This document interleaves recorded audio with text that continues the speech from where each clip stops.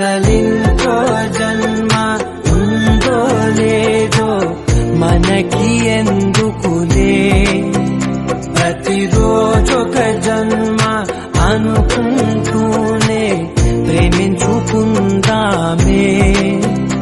అసలింకో జన్మ ఉందో లేదో మనకి ఎందుకులే, ప్రతిరోజొక జన్మ అనుకుంటూ కడలల్లె వేచె కనులే, కదిలేను నదిలా కలలే, పొడి చేరి ఒకటైపోయే.